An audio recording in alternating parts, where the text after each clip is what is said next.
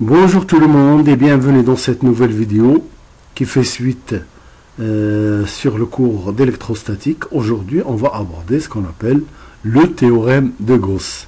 C'est-à-dire, c'est un théorème qui permet de calculer le champ électrique, généralement dans des situations plus ou moins complexes. Alors, à la fin de cette vidéo, n'hésitez pas de nous faire parvenir de vos remarques, vos questions. Et aussi, n'hésitez pas, et ça nous fera plaisir, de mettre des likes, de vous abonner et de faire des partages. Alors, le théorème de Gauss. Pour parler du théorème de Gauss, on va définir la chose suivante. On a une distribution de charge quelconque, elle est là, et puis nous avons une surface de Gauss. C'est une surface fermée, orientée par le vecteur ds. Et on a un champ électrique qui traverse cette surface. Donc, vous pouvez constater que la surface de Gauss, on l'appelle de Gauss ou tout simplement SG, eh bien, elle peut contenir toute cette distribution. Si on considère la surface comme celle-là, ça veut dire la charge interne à cette surface de Gauss, c'est toute la distribution de D. Mais ici, on prend un cas général, c'est-à-dire, nous avons notre surface, il n'y a qu'une partie de cette distribution qui se trouve à l'intérieur de la surface de Gauss. On va l'appeler Q intérieur, c'est-à-dire la charge qui se trouve à l'intérieur de la surface de Gauss. Eh bien, que dit le théorème dans ce cas-là? Il dit que le flux du champ électrostatique E de cette distribution, de la partie de la distribution qui se trouve à l'intérieur de la surface de Gauss, il est égal à quoi? Il est égal au quotient de la charge de D située à l'intérieur de S. Voilà D, mais voilà la charge qui se trouve à l'intérieur de ds divisée par epsilon 0. C'est-à-dire, le flux est égal au flux de E par ds à travers la surface S. Voilà, S est égal à la charge interne, la charge qui se trouve à l'intérieur de la surface. C'est Q interne, voilà, divisé par epsilon 0. Avec à quoi est égal Q interne, et bien est égal à l'intégrale de la somme sur dq, c'est-à-dire cette somme, cette charge-là. Voilà. Et bien sûr, ds est orienté par la normale qui est dirigée vers l'extérieur. Donc, pour résumer, que fait le théorème de Gauss? Eh bien, c'est un théorème qui relie tout simplement le flux du champ à travers la surface fermée à la charge électrique qui est à l'origine de ce champ-là. Flux pour différentes positions de E et ds. Donc, à travers ce dessin-là, vous pouvez comprendre que on peut avoir le E de ce côté-là, le ds de ce côté-là, ou bien éventuellement le E va vers l'intérieur et le ds vers l'extérieur, etc. Mais on peut distinguer 4 cas importants de la position de E par rapport à ds, par rapport au vecteur ds. Donc, si le E, voilà, il est là par exemple, et le ds sont du côté extérieur, tous les deux du côté extérieur de la surface orientée, le flux, s'ils sont tous les deux à l'extérieur, ça veut dire qu'ils font un certain angle de temps entre eux. Dans ce cas-là, le flux est positif. Si maintenant le ds et le E sont collinéaires, c'est par exemple si on a ici là le E et le ds sont collinéaires, et bien le flux est maximum puisque le produit de ds par E égale directement à E fois ds. Et là on obtient le flux maximal. Si maintenant on a le E et le ds chacun d'un côté par rapport à la surface de Gauss. Par exemple, vous avez le ds, il est là. De toute façon, le ds est toujours orienté vers l'extérieur. Donc, il n'y a que E qui peut être là ou peut être là. Donc, on est dans le cas où ds, il est là, et le E est orienté vers l'intérieur. Alors, dans ce cas-là, le flux est négatif. Et puis, un dernier cas particulier, c'est lorsque le ds, il est là, et le flux est perpendiculaire à ds. Vous comprenez bien dans ce cas-là que le produit EDS est égal à 0, c'est-à-dire le flux est nul. Alors on va prendre un petit exemple. Prenons le cas d'une charge là. Voilà une charge là. Et on prend un point M distant de R. la distance entre le centre et le point M, c'est petit r. Le champ créé par Q au point M, voilà, on considère une charge positive par exemple, il est dirigé vers l'extérieur de M. La distance entre là et là, c'est R. Et puis, si on prend un élément ds là, voilà, eh bien, il est ds, la normale ici est perpendiculaire à cette surface, donc il est collinéaire à E, ds est égal à ds, que multiplié par la normale n. Alors, en tout point de l'espace, donc que ce soit là ou en tout point de l'espace, eh bien, le champ il est défini par Q sur 4 pi epsilon 0 divisé par la distance. Ici, c'est petit r. Là, ça va être un autre r, etc., etc. Orienté par le vecteur unitaire ER. Là. On prend S. Si on prend S, la sphère de rayon R centrée en haut et qui passe par M. Alors maintenant, considérons une sphère. Une sphère, ça veut dire que toute la surface est à la même distance par rapport à Q. Cette distance, c'est R. Donc cette sphère qui passe par M, là, et on va calculer le flux du champ créé par Q à travers cette surface-là. Donc ds centré en M est orienté vers l'extérieur. Voilà l'élément, le vecteur ds. Alors par définition, le flux, quel est le flux de E à travers ds? Il va être égal à E fois l'élément de surface ds. Donc comme E est égal à Q sur 4 pi epsilon 0 ds r carré. Voilà. Donc le flux, ça c'est l'élément de flux, le flux total est égal à l'intégrale sur toute la surface, en étant l'intégration sur toute la surface, égale à, eh bien, puisque Q, 4 pi epsilon 0, et R, puisque c'est une sphère, toutes les distances sont les mêmes, R égale à constante, donc on va sortir tout ça là, tout ce qui est constant de l'intégrale, qu'est-ce qui va me rester? C'est l'intégrale de ds. Et bien l'intégrale, dans le cas des sphères, c'est quoi? C'est 4 pi r carré. Et bien quand j'effectue ce produit-là, ça va me donner, le résultat me donne Q sur epsilon 0.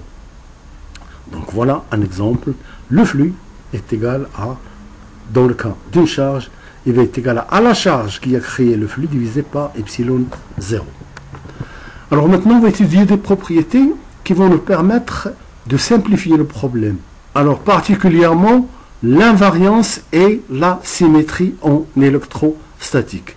Alors, invariance par translation selon un axe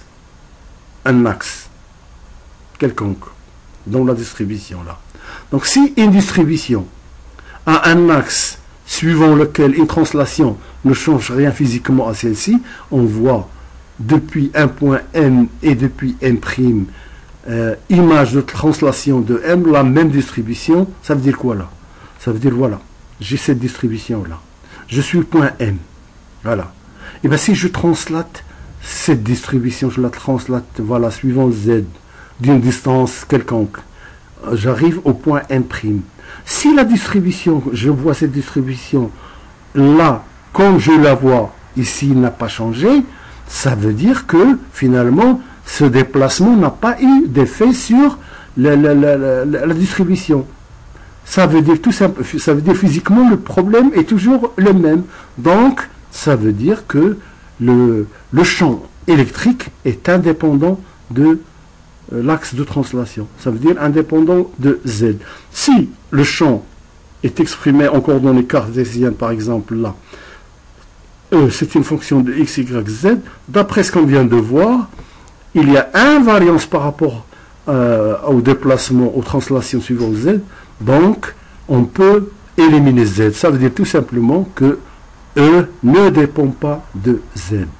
Maintenant, prenons un autre exemple, un autre type d'invariance. Invariance par rotation autour d'un axe. Voilà, par exemple, cet exemple-là. Si la distribution admet un axe suivant lequel une rotation ne change rien physiquement à celle-ci, alors le champ électrique ne doit pas non plus subir de changement. Alors, il ne dépendra pas de l'angle de rotation autour de cet axe-là. Ça veut dire j'ai cette distribution-là, voilà, j'ai un axe de rotation.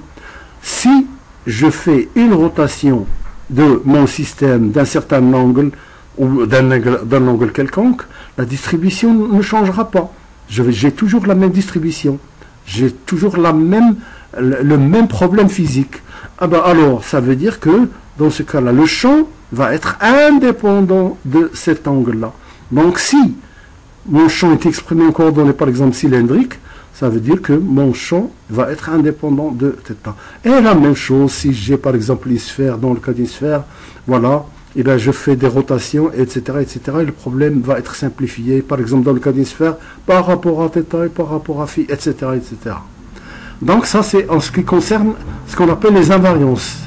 Translation selon un axe et puis rotation autour d'un axe. Maintenant, qu'est-ce qu'il en est quand on a un plan de symétrie? Si la distribution admet un plan de symétrie, puis alors le champ appartient nécessairement à ce plan. Voilà par exemple une distribution là. Il est symétrique. Il a un plan de symétrie, puis voilà. Il admet un plan de symétrie. Vous comprenez bien que si je calcule le champ, je prends un élément ds, il me donne le DE.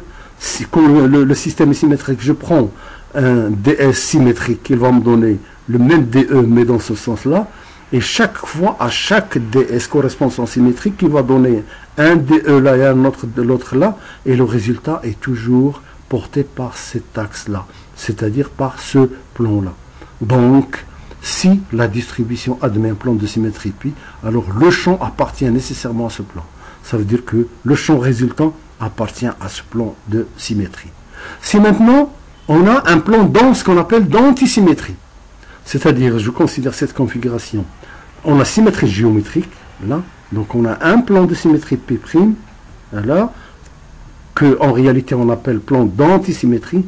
Donc, si j'ai par exemple ici des charges positives et là des charges négatives, et bien le plan P va, un élément ds de cette partie va me donner un D comme ça, l'autre, comme il est négatif, va me donner, voilà, et chaque élément en sens symétrique, l'un donne le champ comme ça et l'autre vers le bas. Et chaque fois que vous faites la résultante, vous allez trouver qu'ils se trouvent tous dans un plan perpendiculaire, orthogonal au plan de symétrie. D'où, si la distribution admet un plan de symétrie π', alors le champ est nécessairement orthogonal à ce plan-là. Voilà ce qu'on a dit ici, il est mieux développé là, et la même chose pour le plan d'antisymétrie. Donc, ces propriétés sont très importantes parce qu'ils permettront de simplifier énormément les problèmes pour le calcul, pour l'utilisation du théorème de Gauss. Alors maintenant, on va aborder une première application. Dans cette application, eh bien, on fait une première application sur le calcul des flux. Donc, on prend par exemple, je considère, on demande de calculer le flux du champ électrique suivant. Ce champ, il est défini, voilà, il a trois composantes suivantes. Dans le cadre d'un repère cartésien, il a la composante suivante I, suivant J et suivant K. Voilà. On vous demande de calculer, pour calculer le flux total à travers ce cube-là, eh bien, on est amené à calculer le flux à travers une première surface, une deuxième, une troisième, une quatrième, une cinquième, une sixième, etc. Donc, on demande dans ce cas-là de calculer le flux à travers x égale 0. Premièrement, x égale 0. Le plan, la surface, x égale 0. Voilà, dans ce cube-là, x égale à 0, il est là. Voilà, x égale 0. Donc, c'est ce plan-là. X égale à 1. Voilà, c'est ça. Y égale à 0. C'est cette surface. Y égale à 1, etc., etc. Alors maintenant, on s'intéresse à x égale 0. Donc, le E, comme défini par cette expression, on a isolé les composantes. Voilà la composante suivant EX, suivant EY et suivant EZ. Donc, premièrement, le flux de E est défini de manière générale. La définition flux est égale à l'intégrale de surface de E fois ds. Dans le cas de la face x égale à 0, c'est-à-dire celle-là, voilà, eh bien, vous comprenez x égale à 0, donc voilà la surface, la normale dirigée vers l'extérieur, elle est dirigée, voilà, vers l'extérieur, c'est-à-dire il est à l'opposé de i. Donc le vecteur ds il est négatif par rapport à I. C'est-à-dire, si je prends un élément de DS sur cette surface, c'est quoi? C'est un petit dz et un dy. Donc, dy fois dz, ds est égal à dy fois dz, que multiplié par moins I. Puisque la normale, la surface est orientée, donc la normale est dirigée vers l'extérieur, tandis que là, le I est dirigé dans ce sens-là. Donc, le ds est égal à dz fois dy fois moins I. Voilà, c'est dy fois dz fois moins I. Voilà. Et comme le ds, il est orienté suivant I, donc ça veut dire le produit là, de EY qui est dirigé suivant J et EZ suivant K est égal à 0. C'est-à-dire qu'ils sont orthogonaux, puisque j'ai ici J et K qui vont être multipliés par I. Donc le produit est nul. Qu'est-ce qui va me rester? Il va me rester la composante suivant I. I par I. Donc voilà EX, c'est 4XZI. Et voilà le DS, c'est moins DY dZI. Donc le flux, à travers, pour x égale à 0, le flux phi 1 égale, on a réécrit le tout, et on a dit que suivant J et suivant K, le produit avec I est égal à 0. Donc le résultat est égal tout simplement à 4, l'intégrale, moins l'intégrale de 4xz fois dy dzi. Et comme j'ai I par I, ça va faire 1. Donc voilà le résultat. Ce résultat est égal à 0. Pourquoi? Parce que x, on a x égale 0. Donc le flux phi 1 égale à 0. Maintenant, la face x égale à 1. X égale à 1. Ça veut dire celle-là. Et bien, je fais le même travail. Voilà. Donc les composantes, puisque la normale à la surface, elle est dirigée vers l'extérieur. Cette fois, il a le même sens que I. Donc le ds est égal à dy dzi. Et donc le flux 2 est égal à quoi? Et bien, je prends la composante suivant I. Et là, c'est celle-là. C'est 4xz. I par I, ça fait 1. Et ça me fait dy dz. Voilà. Est égal à cette expression-là. Donc, ça fait l'intégrale de 4z dy dz est égal à, et bien si j'intègre par rapport à z, voilà, ça me fait 4z carré sur 2, et là ça me fait y, et le résultat, ça va donner 2. Donc le flux à travers x égale 0, on a trouvé qu'il est égal à 0, phi 1, phi 2 est égal à 2, et on va continuer. Et bien le principe, il est le même. Cette fois, je me place à la face y égale 0. Y égale à 0, elle est là. La normale extérieure, elle est dirigée vers l'extérieur là. C'est-à-dire, elle est à l'opposé du vecteur J. Ça, c'est K et ça, c'est J. Donc, il est à l'opposé de J. Ça veut dire que le ds est égal à quoi? C'est l'élément ds là. C'est dx fois dz que multiplie par le vecteur J. Comme J il est là, la normale il est là, donc on a moins. Voilà. Et le phi 3 est égal à quoi? Il est égal à l'intégrale de y carré dx fois, puisque ey suivant J est égal à moins y carré, et comme J moins ici, donc moins par moins, ça fait plus. Donc ça fait y carré dx dz. dx dz. Alors, le résultat, elle est égal à 0. La même chose, y égale à 1, comme je suis là, et la même chose pour le dernier cas. Voilà.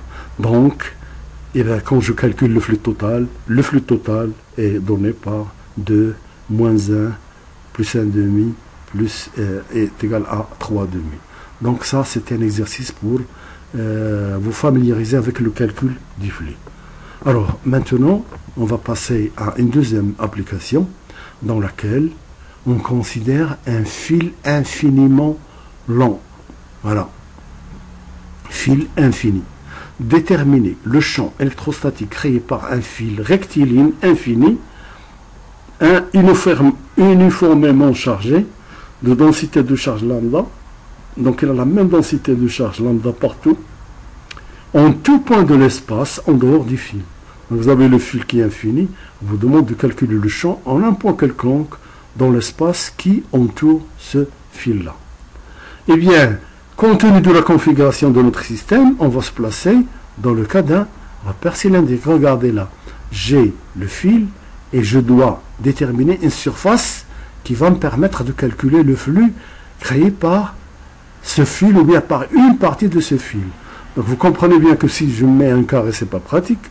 Si je mets une sphère, non, c'est pas pratique parce que, par contre, si je mets un cylindre, voilà, c'est-à-dire je prends cette configuration-là, quel est l'intérêt de cette configuration? On sait d'abord que on a E de N, si on est dans une configuration, puisqu'on est dans une configuration cylindrique, est égal à la composante de E suivant ER, voilà le repère, GER, le radian, vous avez le UZ, et vous avez le U-θ, c'est-à-dire qui rentre, la perpendiculaire à cette surface-là.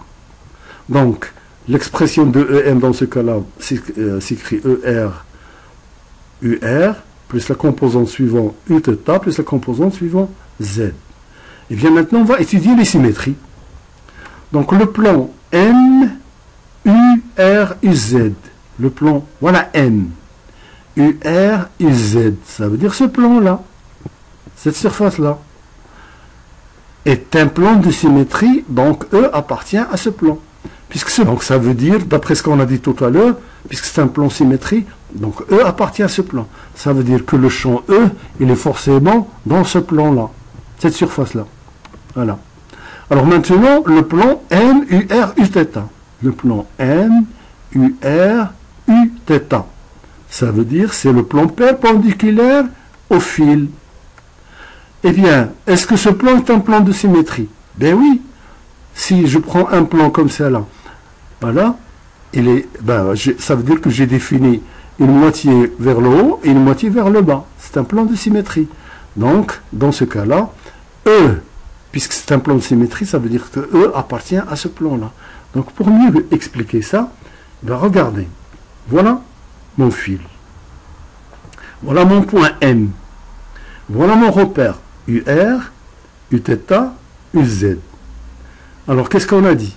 On a dit que le plan M, UR, UZ. M, UR, UZ. Ça veut dire ce plan-là. Voilà. Est un plan de symétrie. Donc, ça veut dire le champ appartient à ce plan.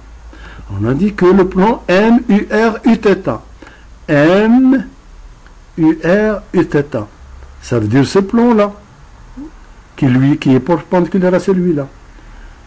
Donc ça veut dire que, puisque c'est un plan de symétrie, ça veut dire que le E appartient à ce plan-là.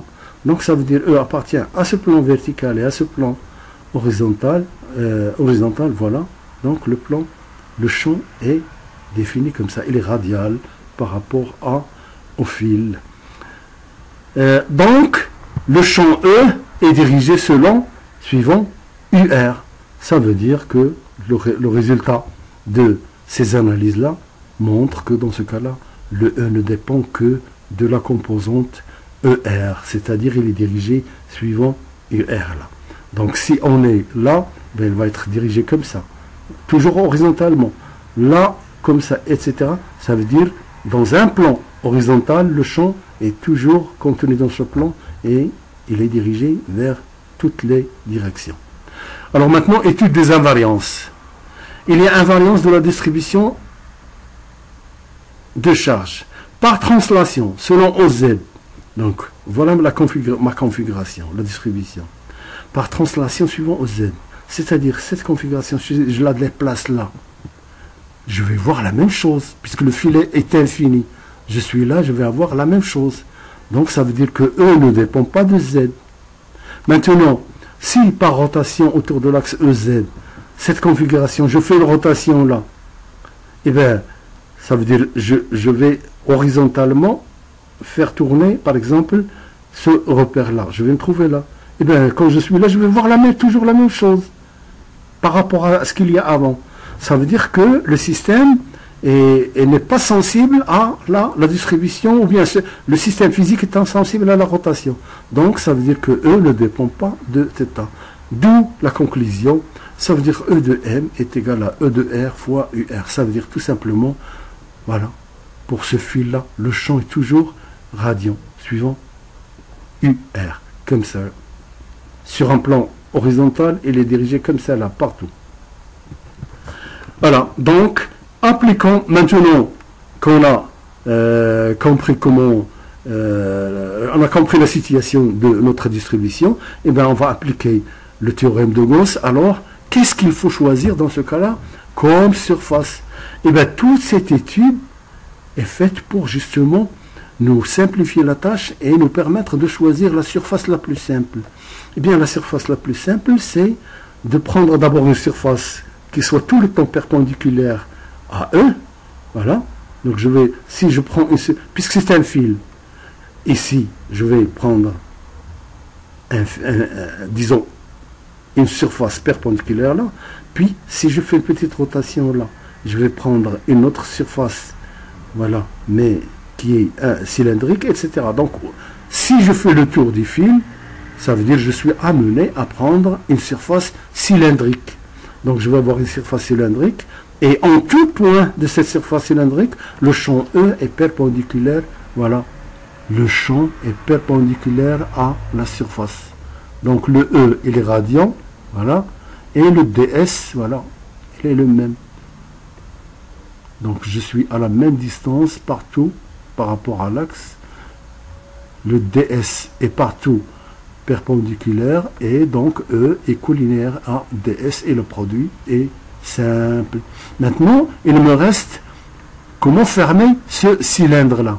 Eh bien, je viens là, puis il prend une surface perpendiculaire, un disque perpendiculaire à ce fil-là et une surface perpendiculaire à ce disque-là. Et là, pourquoi perpendiculaire? Parce que le champ étant radian, il est toujours dirigé comme ça. Donc pour cette surface-là, le ds, il est comme ça, tandis que mon champ, il est comme ça. Ça veut dire que le E et le ds sont perpendiculaires. Ça veut dire que le flux est nul. La même chose pour cette surface-là. C'est ce qu'on appelle la surface de base 1, la surface de base 2, et le reste du cylindre, c'est ce qu'on appelle la surface latérale. Alors dans ce cas-là, d'après le théorème de Gauss, d'abord, je définis ma surface de Gauss, c'est S Gauss égale la surface qu'on a dit base 1, base 2, plus la surface latérale.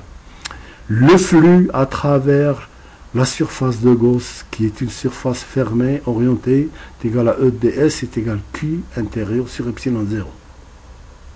Donc, je vais décomposer le flux en utilisant différentes surfaces.